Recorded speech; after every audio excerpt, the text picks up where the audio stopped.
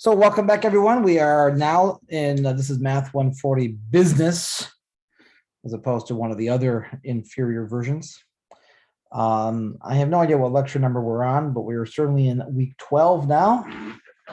So this is Tuesday of week 12, November 16th, and we are starting chapter 21, which is on comparing two means.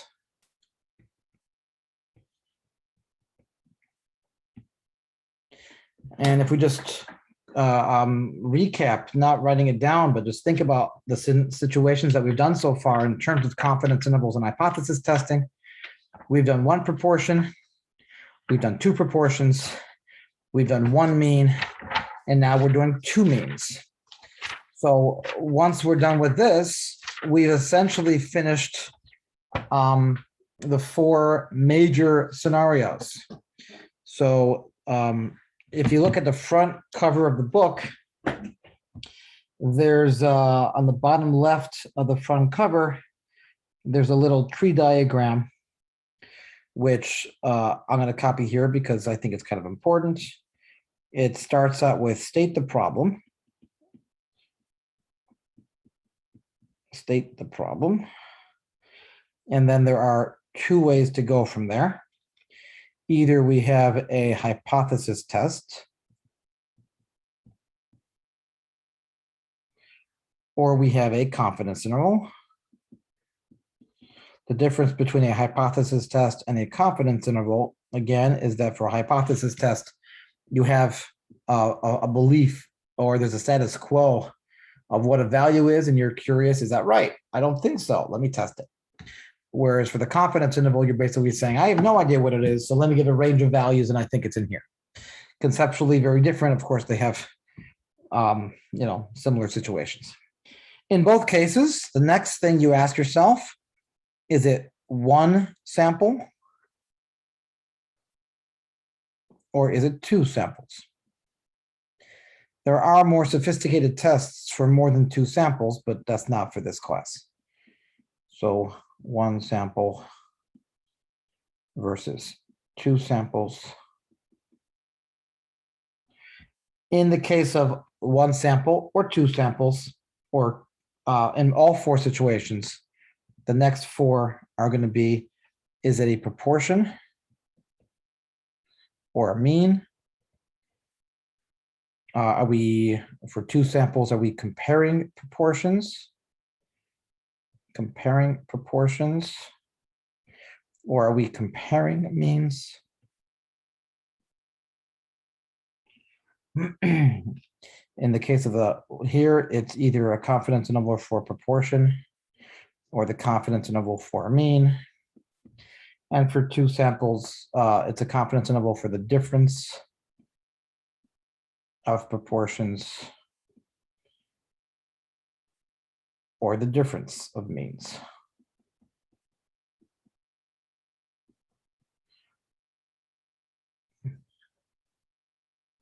These are your basic tree diagram of what your thought processes should be in terms of how to solve a problem. Is it a hypothesis test or is it a confidence interval? One sample or two samples? Proportions or means? Three questions you should ask yourself. Of course, this can go further. For proportions, for example, it could be the large sample or the small sample, depending on, well, the size of the sample.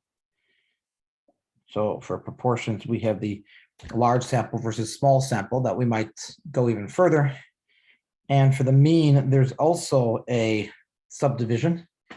And what is the subdivision for the mean based upon?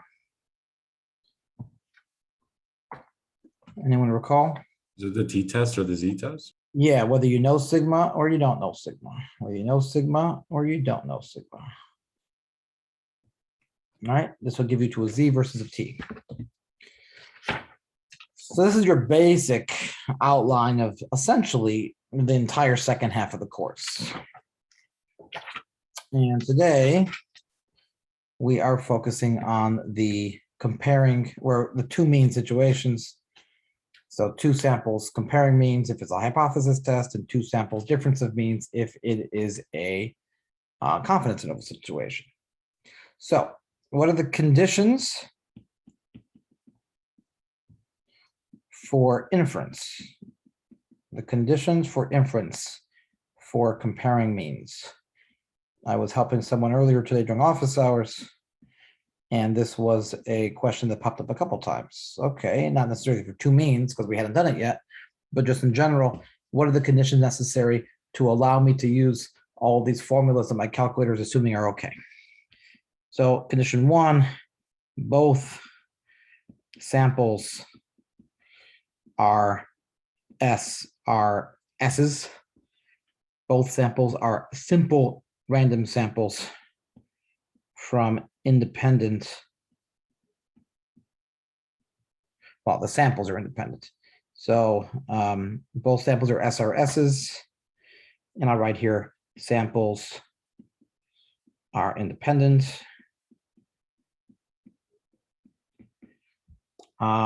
Populations are normal. Populations are normal.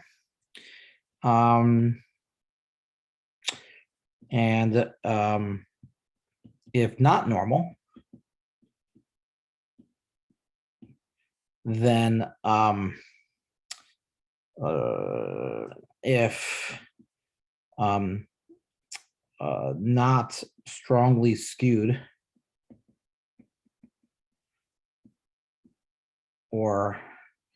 and not strongly skewed and no outliers,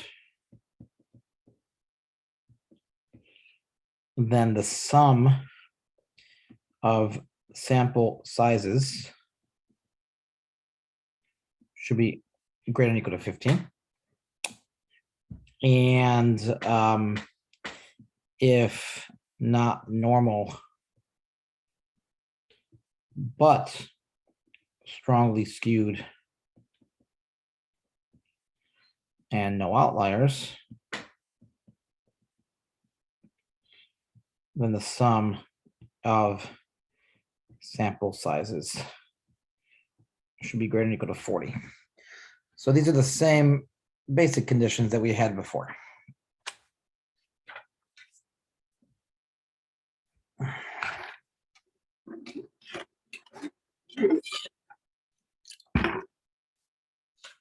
With me so far?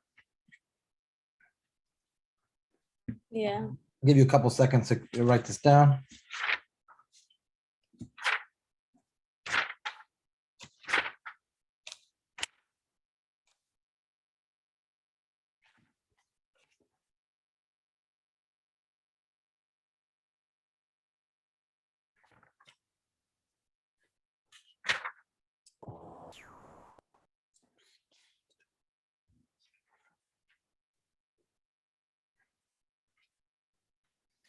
So we'll start with hypothesis testing.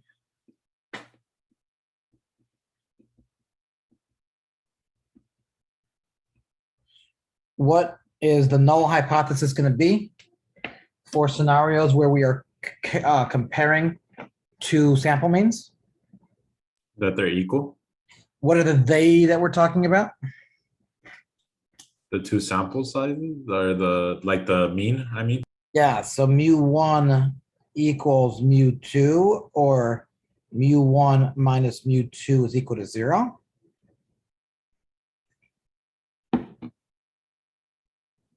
And how many possibilities are there for the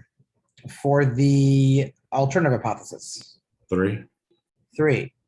Either mu1 minus mu2 is greater than 0, mu1 minus mu2 is less than 0, or mu1 minus mu2 is what? Not equal. Not equal, right? If you didn't know that, I have to suspect that you might not have been paying attention fully for the last month or so. In the case of greater than 0, the first one, which portion of the distribution would make us want to reject the null hypothesis?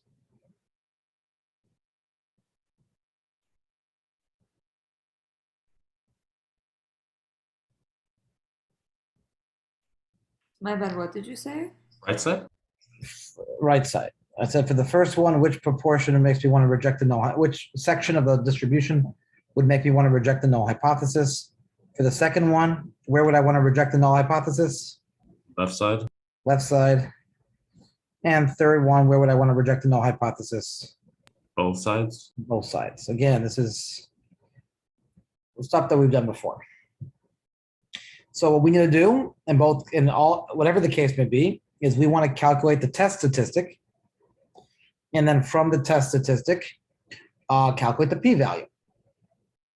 So what is the test statistic? So T equals, it's going to be the sample mean of what I'm looking for, which is x1 bar minus x2 bar. What do I care about here? I care about the difference in their means. So my data value will be the difference of their means minus the difference of their means if the null hypothesis is true. What is the difference of their means if the null hypothesis is true?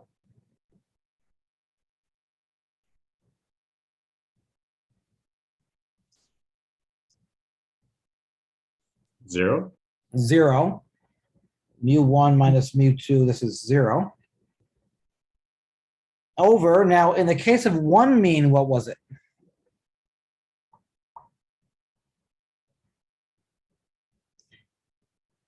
If you go back to one mean, in the case of one mean, what was the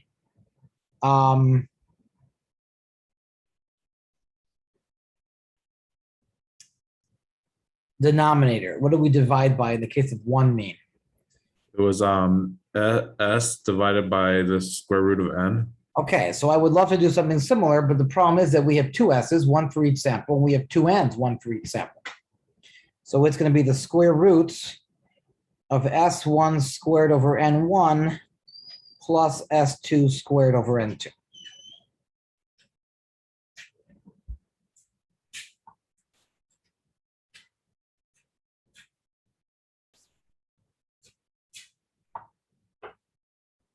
You all with me so far?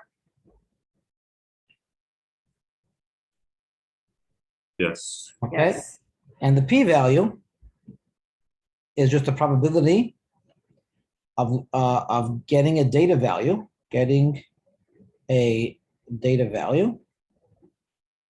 more extreme than the test statistic.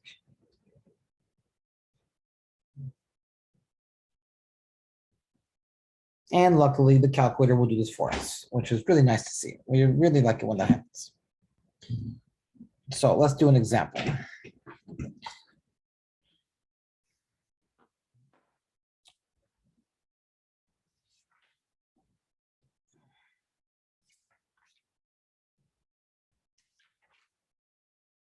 Oh, okay. All right. Okay.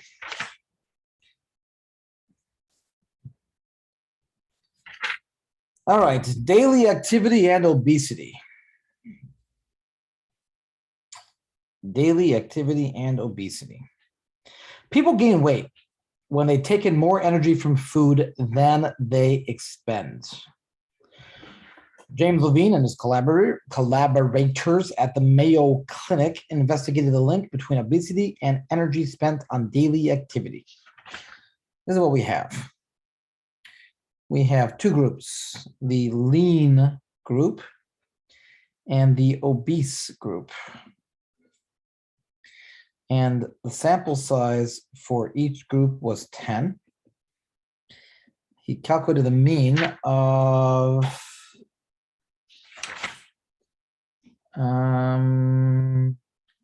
time spent per day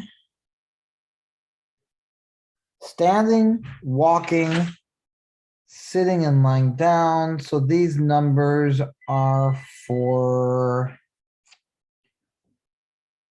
standing and walking. Standing and walking. The lean group spent 525.751 hours standing and walking per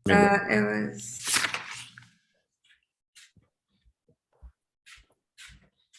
If, If the p-value is high, let the null fly. and if, and if the p-value is low, let it go.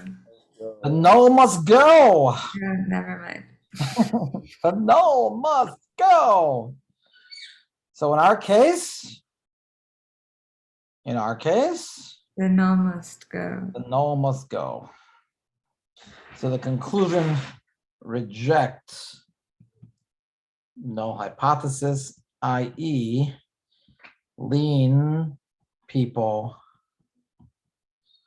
well, I can't say what they do, but the evidence suggests. The evidence suggests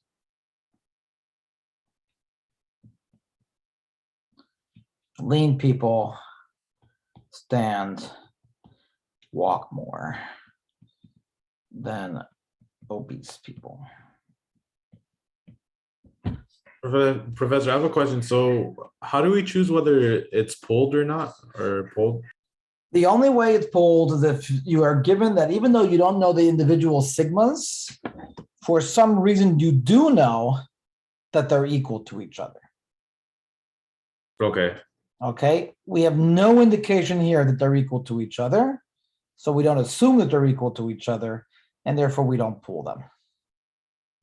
Okay, so somewhere in the problem it'll have to say either assume or prior evidence suggests or something along the lines of that they're equal. If they're not, do not pool them. Sound good? Yes. Okay. So this is hypothesis testing. Again, everything's on your calculator. You are not going to be expected to do it by hand. So does everyone have access to a calculator that can do this for the test and final? Yes. If you don't, somehow get one. Borrow, rent, buy. I can't let you borrow during the tests. I can't monitor, what will be on the calculator as it goes hand to hand. When I say borrow, what I mean is, borrow beforehand. Okay, so that was hypothesis tests. So now confidence intervals. Sorry. Well, so there are, So can you tell me which test you used again? well, what Test did you use again? Like on the calculator? for this one? Yeah. You tell me, what do you think it is? I think it's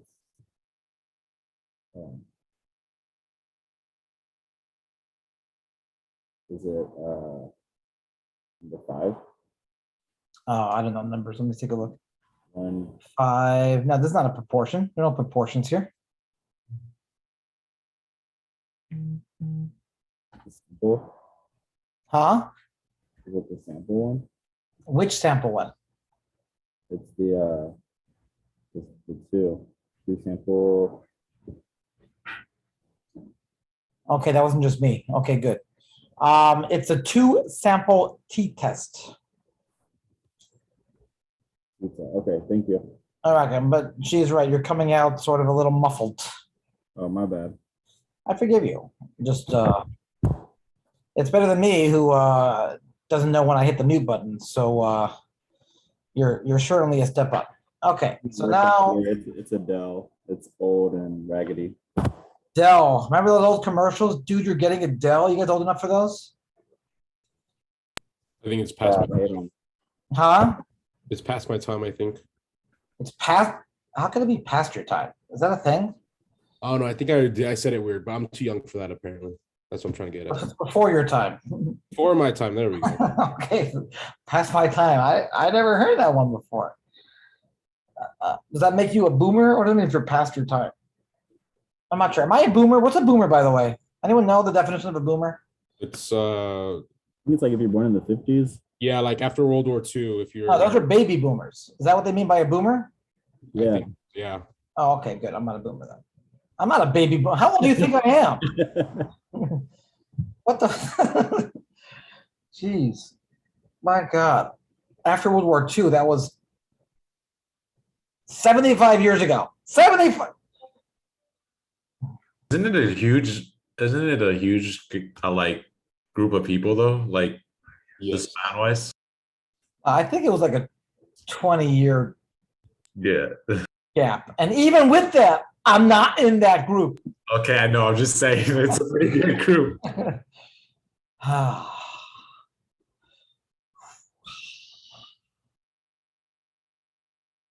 Although I'm close, so I don't blame you. Okay, so confidence intervals. So what is the confidence interval for a difference of means? Well, like the hypothesis test, you first take your base point, which is your point estimates, which is x1 bar minus x2 bar, and then plus or minus, and we're going to have two scenarios. We're going to have the Z star scenario, and that's if you happen to know your sigmas, which is kind of rare, because you got to know your Z stars for both of them. So it's going to be Z star, and that's going to be sigma 1 squared over n1 plus sigma 2 squared over n2. Or x1 bar minus x2 bar plus or minus t star, and the square root of s1 squared over n1 plus s2 squared over n2. And when do you use the first one versus when do you use the second one? Whether you know sigma or you don't know sigma. Yeah, if you know sigmas or you don't know sigmas. Now, anytime you're going to want to use a t-test, you have to know how many degrees of freedom to use. So when you have one sample, like we've done before, then it was easy. You take the sample size and do what to it? Subtracted by 1, right? Subtracted by 1. So what do you do when there are two samples? What do you subtract it by 2? Oh, but subtract what by 2? There's two different sample sizes. Add them up and subtract it by 2? I don't know. Okay, that's not a horrible guess. It's not right, but it's not a horrible guess. So the answer is to the following formula. Now this formula is what your calculator uses.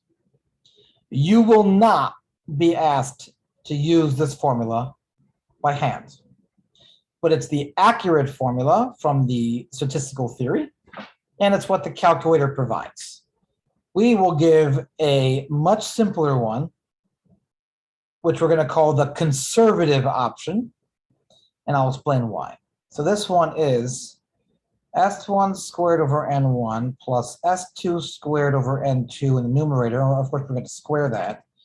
And then 1 over N1 minus 1 times S1 squared over N1 squared plus 1 over N2 minus 1 S2 squared over N2 all squared.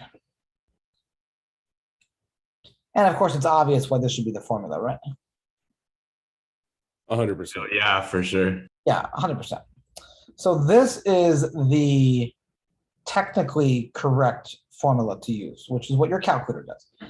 So if we're going to do in a minute a confidence interval, and we're going to see how many degrees of freedom, and we're going to see it's not going to be a whole number because this convoluted formula very rarely gives you a whole number. If you want the conservative option, you just take the smaller of the two sample sizes and subtract 1. And why should this be the conservative option?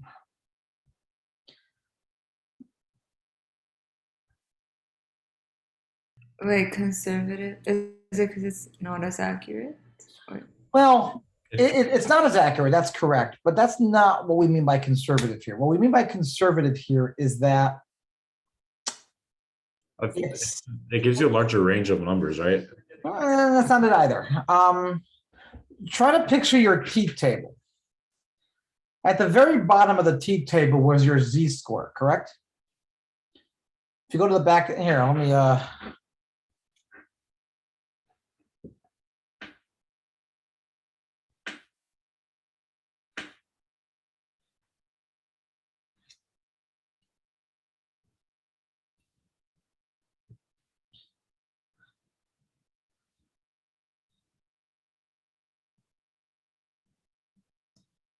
So here's a.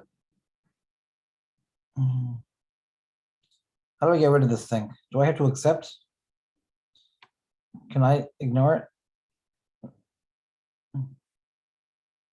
Well, okay. Oh. Come on, tech people. Just press accept.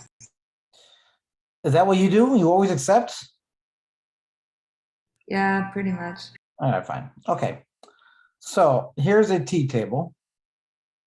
So look at the bottom row. What do we see here? You see how there's a 1.645 under the 5% and a 1.96. Those are our numbers that we're familiar with from Z, correct? Correct. And above that are the T's for the same percentage. And we see that as we go higher up the table, the T values get what compared to the one at the bottom? The higher up I go, what happens to my T values? My T statistics, what happens to them? They get greater. They get bigger, which would then correspond to a larger confidence interval.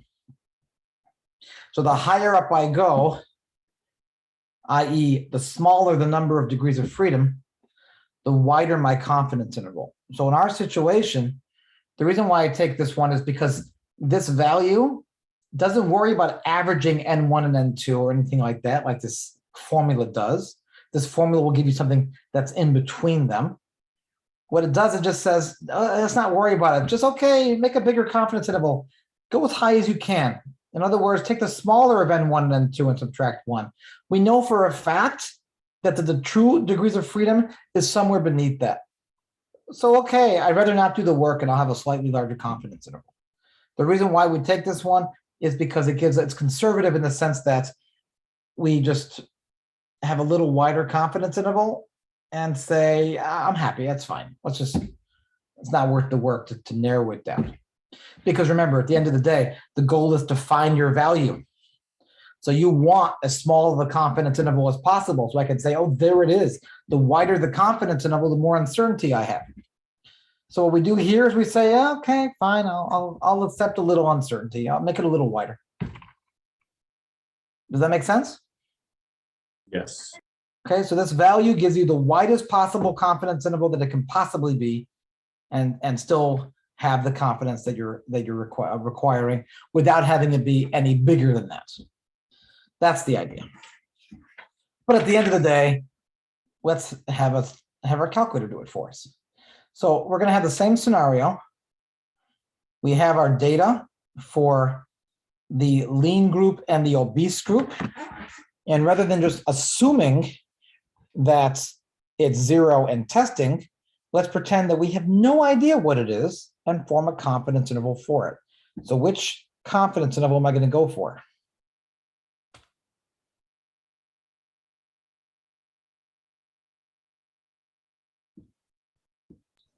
Two sample T interval. 2 sample T interval. So let's go ahead and compute that.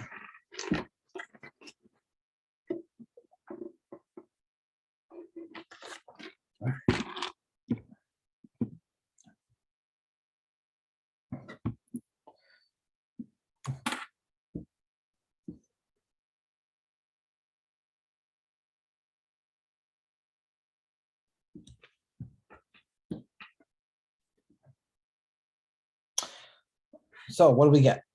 What does our calculator give us? What confidence interval did we want? I did 95%. Okay.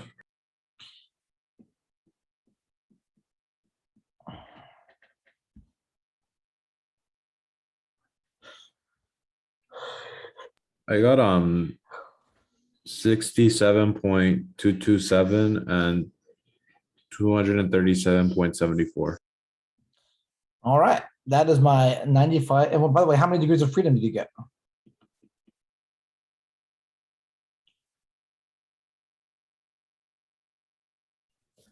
I got 15.17.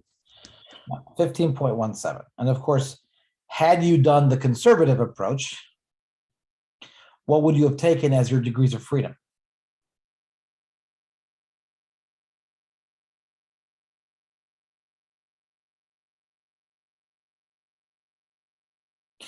Had you done the conservative approach, what would you have taken as your degrees of freedom? it'd be 9, right? Or It would be 9, right? It would be 9. The smaller of the two, well, they're both 10. So the smaller of the two is 9. Or the smaller of the two is 10 and then subtract 1, so 9. Now, do I come to the same conclusion as I did before? That chances are the evidence would suggest that lean people stand or walk more than obese people. Do I come to the same conclusion based upon this confidence interval?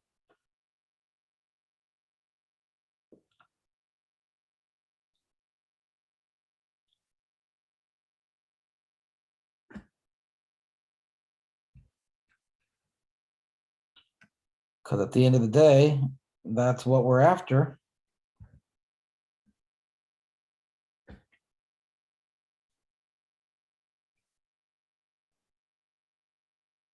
Anyone?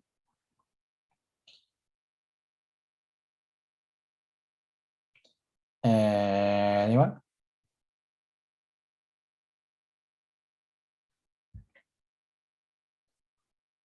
I didn't hit mute again, did I? Anahit, can you hear me? Uh-oh.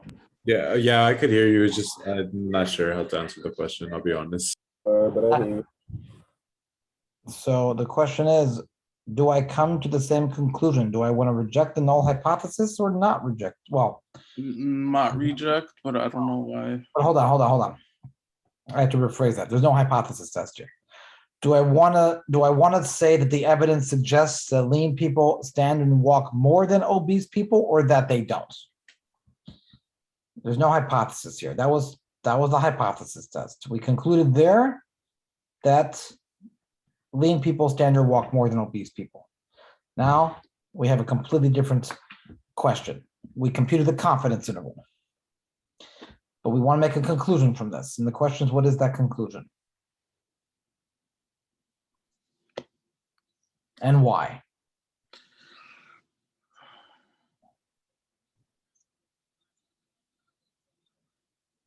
So the answer is, what is not in this confidence interval? The everything. Well, not everything. I mean, 117 is. Yeah, but like no number we have. Well, but there's one number in particular that I'm looking at. There's one number that I care about to make my conclusion. Is it the p-value? No, The t? no,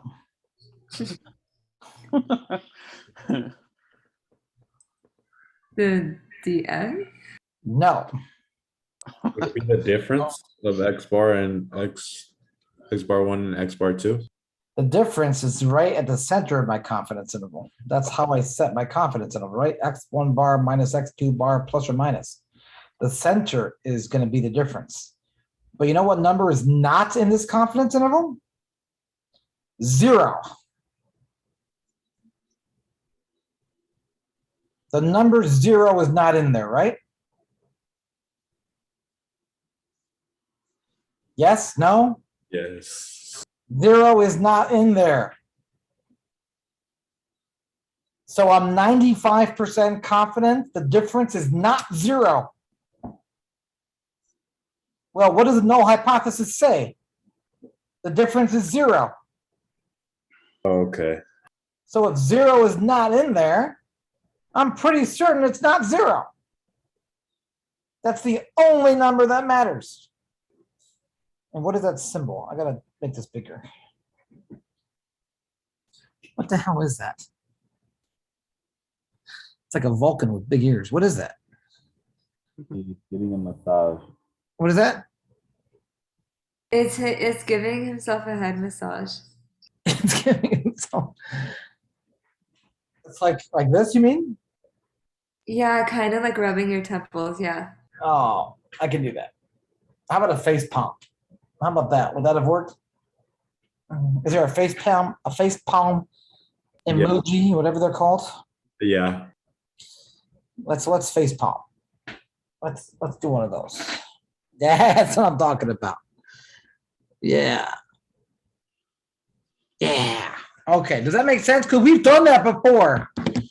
We have certainly had situations where we looked at confidence intervals and asked, is 0 in there? 0 is the thing that matters. Is the difference 0 or not? Yes, no, maybe so. Yes.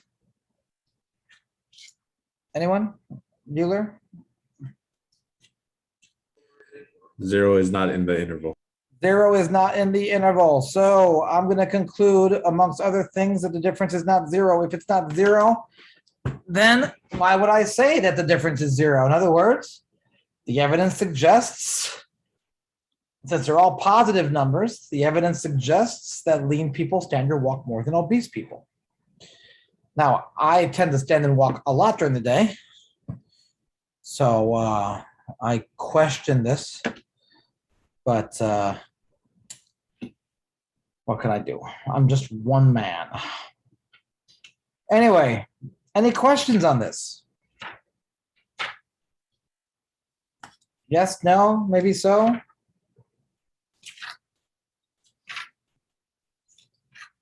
Anyone? Questions? No, you explained this perfectly, Professor. Oh, thank you. OMG, that's so sweet.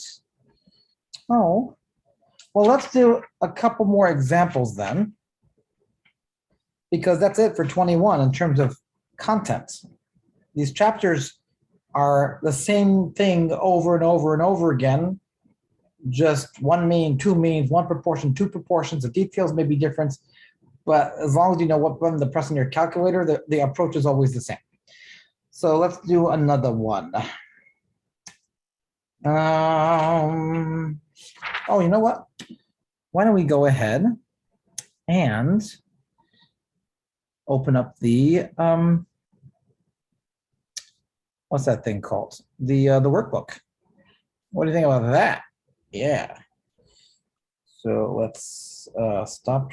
I got to stop share, and let's share here. And Math 140 business.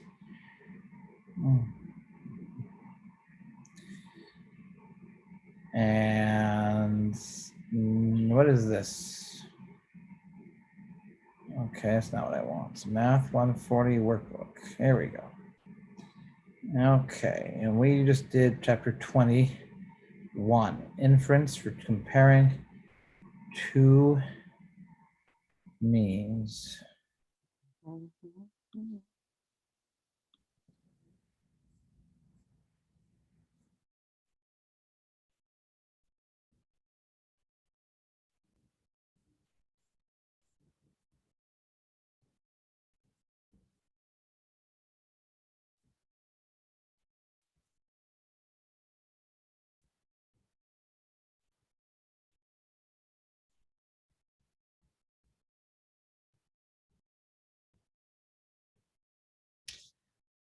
Where are you? Where are you?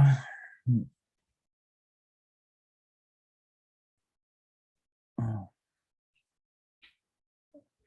There we go. All right, let's do this one. It says a study published in the Journal of the American Academy of Business examined whether guests' perception of the quality of service at five-star hotels in Jamaica differed by gender. It was suspected that in general, female guests are not as satisfied with the quality of service as male guests. Hotel guests were randomly selected from the lobby and restaurant areas and asked to rate 10 service-related items. For example, that each item was rated on a 5-point scale, and the sum of the item ratings for each guest was determined. And here's the summary. Carry out all tests, all the steps of a test of significance. State the hypothesis, check the conditions, find the test statistic, determine the p-value, and write your conclusion. So what is the null hypothesis here, and what is the alternative hypothesis here? The null would be that mu1 is equal to mu2. Or mu1 minus mu2 is equal to 0. And yeah.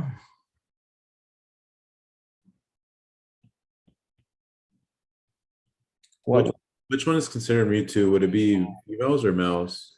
Well, I would assume that the first one is going to be our first Okay. Second one is gonna be our second. Okay, then you would do mu1 minus mu2 is less than 0. That's what you check. Well, when in doubt, look at your average scores. Look at your mean scores from your sample. Which one is bigger? The males. So if anything, the data would, and the only way that there can even be a question is if the first one's bigger than the second one. Because if you're going to suggest that the first one is smaller, you look at the data and you say that's crazy. I mean, even my sample didn't go that way. Right? Yeah. So it has to be mu1 minus mu2 greater than 0. In fact, remember that the hypothesis is that the females are less satisfied. They're going to give a lower score. Oh, okay. As a result, the male score would be higher. Mu1 minus mu2 would be greater than 0. All right, go ahead and carry out the test. Everything you need is there.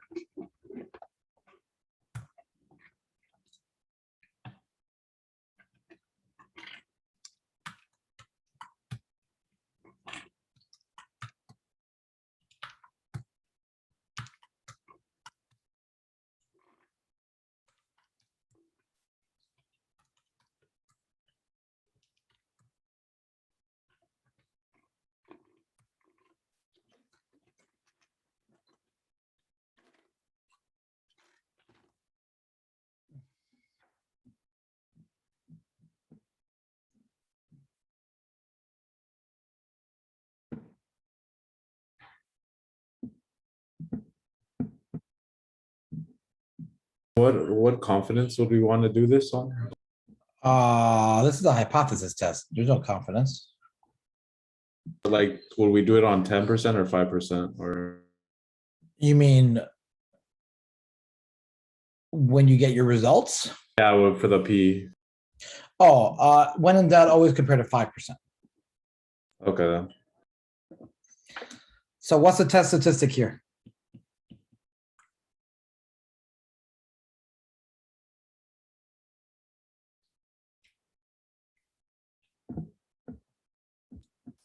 One 1.46. Say again? 1.46. That's what I get, 1.46. What's your p-value? It'd be 0.072 or 3. 0.073. What's your conclusion? I should call it on the heat for this one. On the heat, all right, on the heat, what's your conclusion?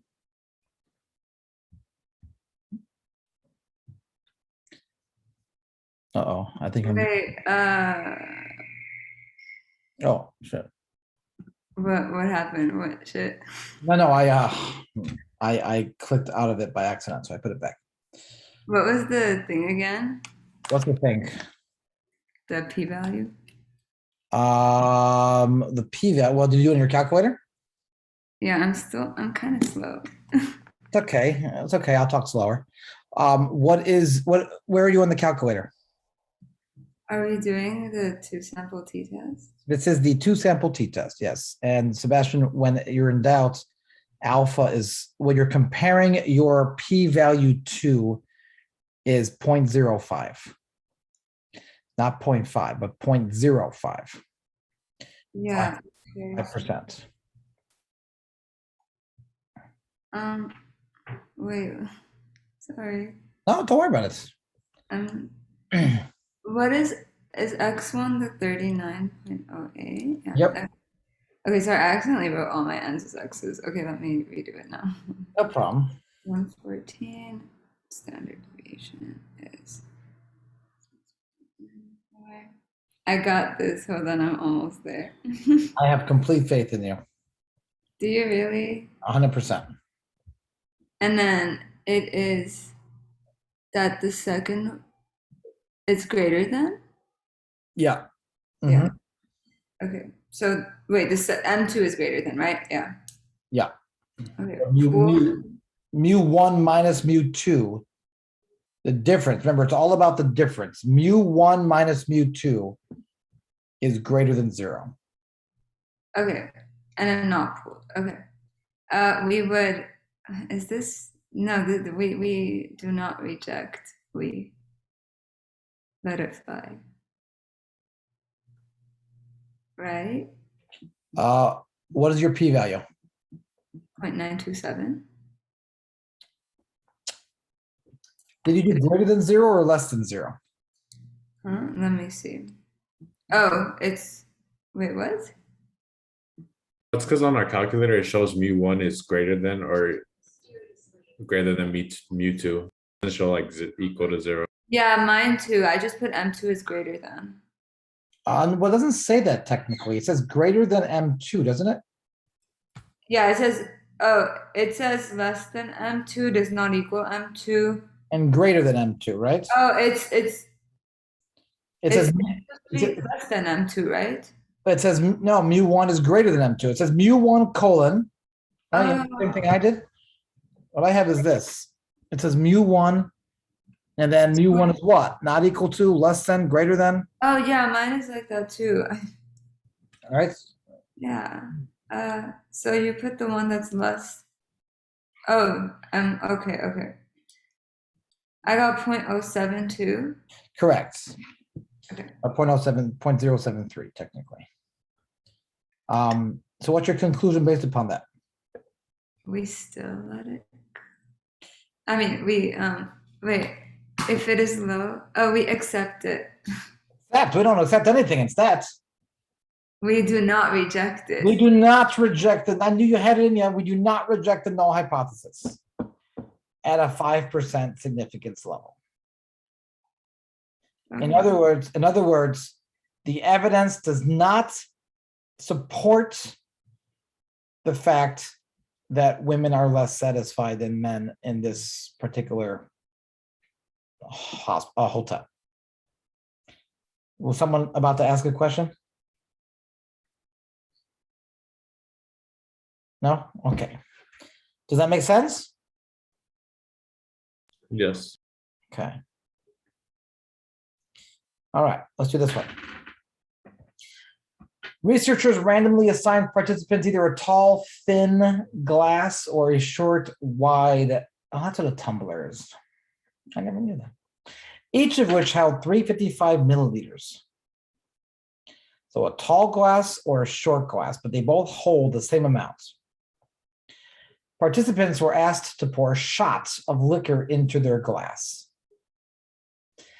Did the shape of glass make a difference in how much liquor they poured? Compute a 90% confidence interval for the difference in the mean amount poured, and then use this interval to address the question above. Go.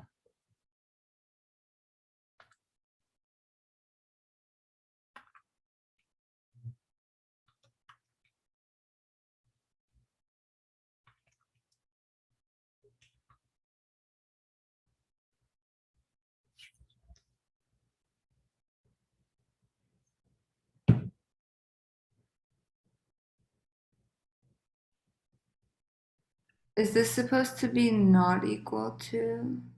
Not a hypothesis test. This is the confidence interval. Oh, This is not a hypothesis test scenario. Confidence interval. my bad. I forgive you.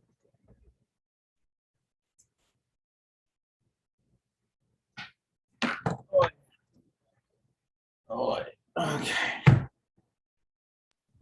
For my interval, I got negative 9.71 and negative 1.69. That's what I got. And therefore, what is your conclusion in the context of the problem? It did make a difference in how much liquor was poured. Which one seems to get more? The tumbler? The tumbler, which you can see by their means, 47.9 versus 42.2. Also why it's negative, because that was the second one I put in. That's right. And had you switched the order, it would have been positive. Okay. But specifically, what number is not in your confidence interval? 0. 0. Because 0 is not in your confidence interval, I'm going to conclude, or the evidence is going to suggest at a 90% confidence that the difference is not zero, i.e. that there is a difference. Make sense? Yes. All right. Well, did a couple problems in the book, did a couple problems in the manual here, only 2. I'm good to call it a day if you are. Sounds good. I mean, it's all they wanted to cover today. It's pretty straightforward. I mean, if you have been paying attention, what a productive day. I know, right? Now I'm going to go. I only have 2 more hours of tutoring tonight. So that's always, no, 3 more hours of tutoring tonight. So. Oh, Professor, just the last thing. So if 0 is not in the confidence interval, Right. It doesn't make a difference. Because 0 is not in the confidence interval, I am really confident that 0 is not the correct difference between them, which means something else is the correct difference between them, which means they're different. And if they're different, that's the whole point of the question. Are they the same or not? I'm going to conclude that they are not the same. Okay, got it. Does that make sense? Yes, it does. Thank you. Okay, everyone? Yes. Yeah. Yeah. All right. Well, then look out for that. Oh, I should link everything on Classroom. I'll do that right now on the Macmillan Learning thing. Look out for the quiz, for a quiz. You'll have at least a week for it. So even if you don't see it, I'll mention it on Thursday. But you'll have a week for it, and it'll be what's a good chapter to do? I think I said I was going to do 18 1. last time, huh? Chapter 1. I don't, I'm thinking back to what I said. I'm trying to remember my exact words, and I don't think it was chapter 1. Was it chapter 2 then? Yeah, it might have been chapter 2. It might have been Yeah. chapter 2. That does seem more realistic. Yeah. So it'll probably be, I don't know, 18 or 19. I changed my mind. I don't like 2 after all. So All right. probably 18 or 19. Or maybe Okay. No, yeah, I understand. Chapter 3 then. Okay, chapter 3. You got it. Okay. All right. I can make a hard quiz on chapter 3 that everyone get a 0 on. Okay, I can do that. All right. Challenge accepted. All right. I'll see everyone on Thursday.